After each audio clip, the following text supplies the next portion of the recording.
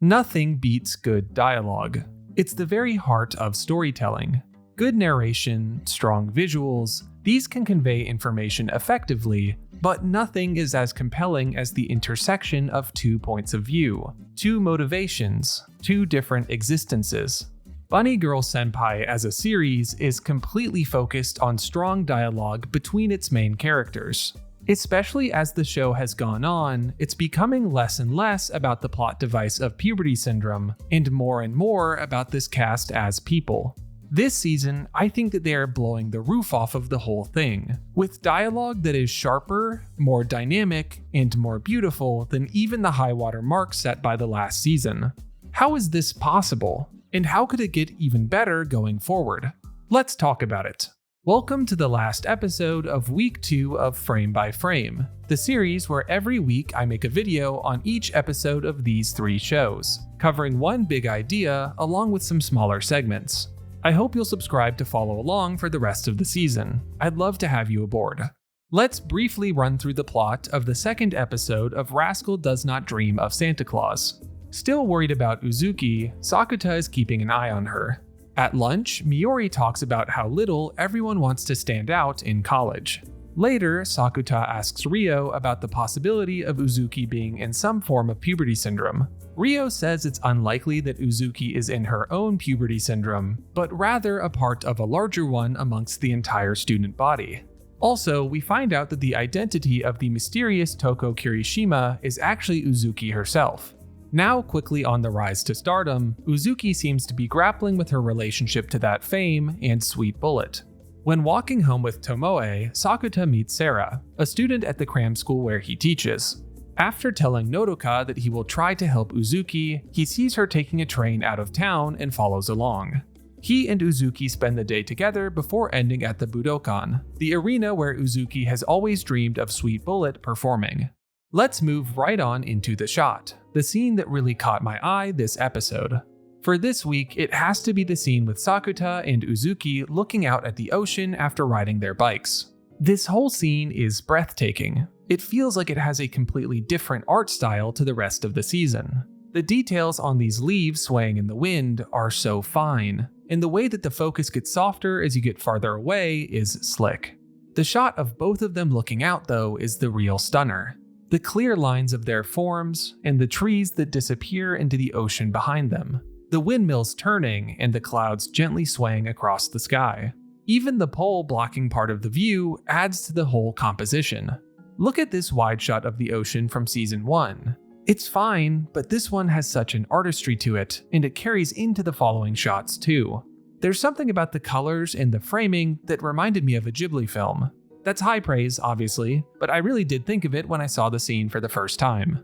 The rest of this series has looked good, but this was the first time I've really felt blown away by how a scene looks. I hope we get more of these moments going forward.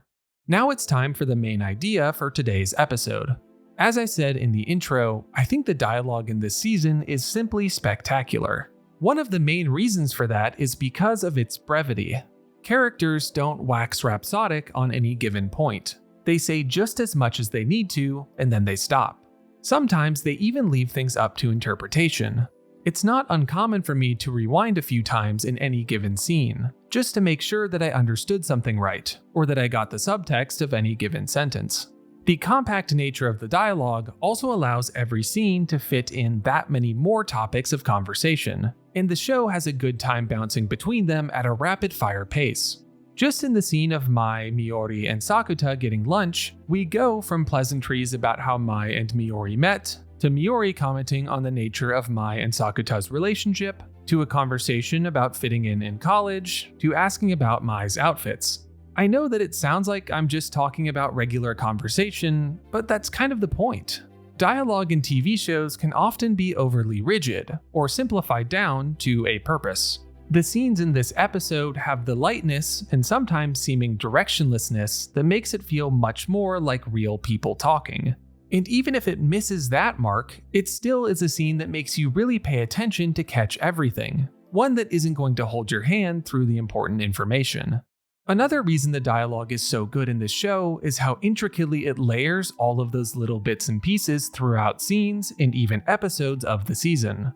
Let's just look at the scene with Sakuta and Tomoe after cram school. We get Tomoe ruminating on the nature of fame and jealousy, a little callback to Tomoe's previous infatuation with Sakuta, and a repeat of a phrase that has been popping up for the whole season. Something is something.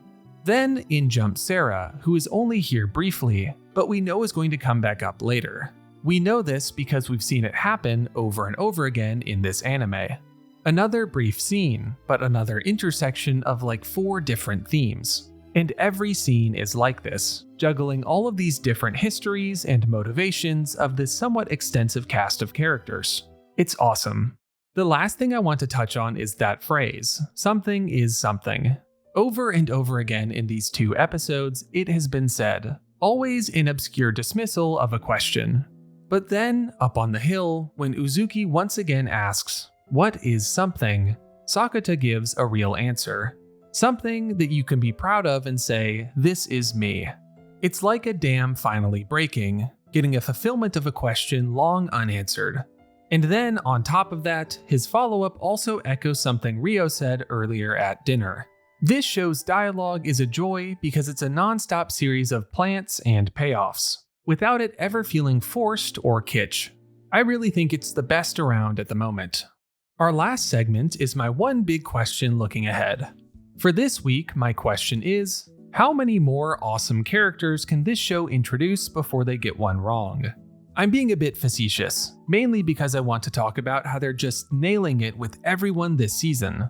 Whether it's fleshing out old friends like Uzuki, or brand new ones like Miori, this show is just killing it with them.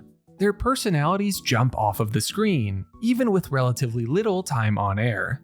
Even someone like Sarah, who was only here for like 2 minutes, has such a clear and immediately established character that also raises more questions about who she is and how she's going to factor in moving forward. I really haven't seen anything like it. I think it again tracks back to that exceptional dialogue I was talking about before. Regardless, I'm excited to see who we get to know better next. And that's it. That's the last episode of week 2 of Frame by Frame. Stay tuned for next week. I'm excited to see where all of the stories go next. If you missed any past episodes, I have playlists for all 3 series on my channel. As always, liking and subscribing helps a lot and will keep you in the loop. I'm SlamAnime, and have a great rest of your day.